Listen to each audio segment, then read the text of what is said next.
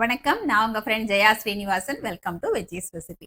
இன்னைக்கு நம்ம veggies recipe கிச்சன்ல இந்த வெயிலுக்கு ஏத்த மாதிரி நல்ல குளிர்ச்சியான ஒரு பிரேக்ஃபாஸ்ட் அல்லது டின்னர் ரெசிபி பண்ண போறோம்.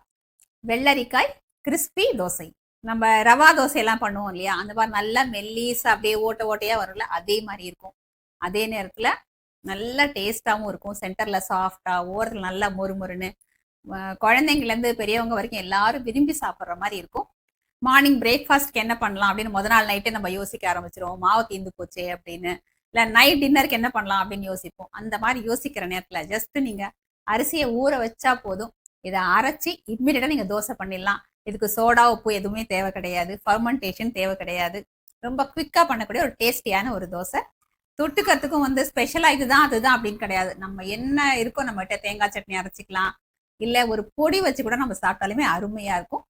ஃபர்ஸ்ட் டைம் சேனலை பார்த்தீங்கன்னா ப்ளீஸ் சப்ஸ்கிரைப் பண்ணுங்க. பெல் ஐக்கானை கிளிக் பண்ணி ஆல் ஆப்ஷன் கொடுத்துட்டீங்கன்னா நான் போடக்கூடிய எல்லா வீடியோஸும் குயிக்காக உங்களுக்கு ரீச் ஆகும். வாங்க இந்த வெள்ளரிக்காய் மொறு தோசை எப்படி பண்ணுறதுன்னு பார்க்கலாம். வெள்ளரிக்காய் தோசை பண்ணுறதுக்கு 1 கப்பு பச்சரிசி நல்லா வாஷ் பண்ணிட்டு ஒரு 3 மணி நேரம் நல்லா ஊற வச்சிருக்கேன். 1 டம்ளர் பச்சரிசிக்கு இந்த சைஸில் இருக்கிற ஒரு வெள்ளரிக்காய் நமக்கு போதும். வெள்ளரிக்காய் நம்ம 2 சைடும் இப்படி கட் பண்ணிட்டு தோல் சீவி எடுத்துக்கலாம். வெள்ளரிக்காய் தோல் சீவியாச்சு.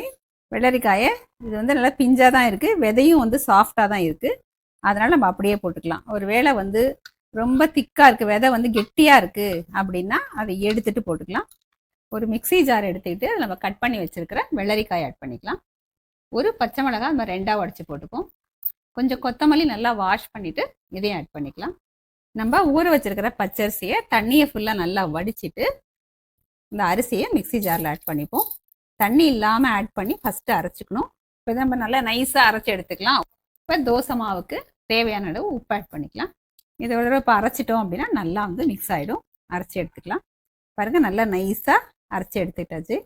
கொஞ்சம் கூட நான் தண்ணி ஆட் பண்ணலை, அந்த வெள்ளரிக்காயில் இருக்கிற தண்ணியில் தான் நம்ம அரைச்சி எடுத்துருக்கோம். இந்த மாவை நம்ம ஒரு பவுலுக்கு மாற்றிக்கலாம். ரவா தோசை பண்ணுவோம் இல்லையா, மெல்லிஸ் அந்த மாதிரியும் பண்ணலாம். பொடியான இருக்கிற வெங்காயம், கொஞ்சம் துருவனை இஞ்சி, கொத்தமல்லி, கருவேப்பிலை இது எல்லாத்தையும் இந்த மாவில் ஆட் பண்ணிப்போம்.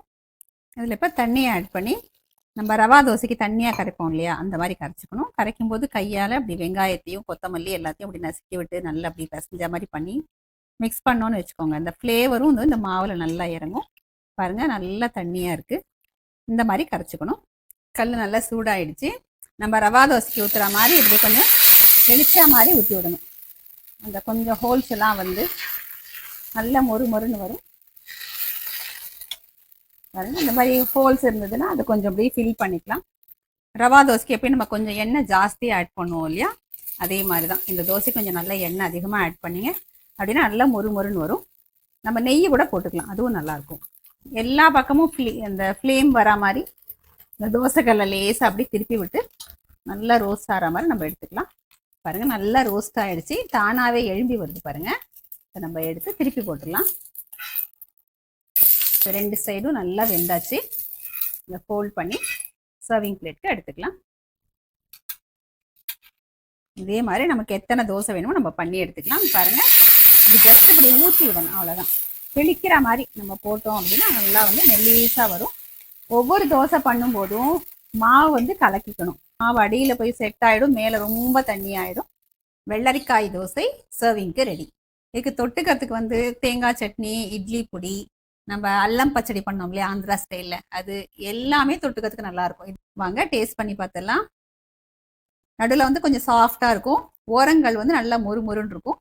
நான் இன்னைக்கு தேங்காய் சட்னியோட தொட்டு சாப்பிட போகிறேன். சூப்பராக இருக்குங்க. நல்லா அந்த வெள்ளரிக்காய் ஃப்ளேவர் சூப்பராக தெரியுது. நம்ம அதில் போட்டிருக்கிற வெங்காயம், இஞ்சி எல்லாமே ரொம்ப அருமையாக இருக்குது. பண்ணுறது ரொம்ப ஈஸி. ஒரு அரிசியை ஊற வச்சுட்டாலே போதும், நமக்கு இந்த தோசை ரெடி ஆகிடும். நல்ல டேஸ்டியாகவும் இருக்கும். இந்த வெயிலுக்கு நல்ல ஒரு குளிர்ச்சியாகவும் இருக்கும். கண்டிப்பாக எல்லாருமே ட்ரை பண்ணி பாருங்கள். எப்படி இருந்தாலும் கமெண்ட்டில் சொல்லுங்கள், லைக் பண்ணுங்கள், உங்கள் ஃப்ரெண்ட்ஸ் அண்ட் ஃபேமிலியோட ஷேர் பண்ணுங்கள்.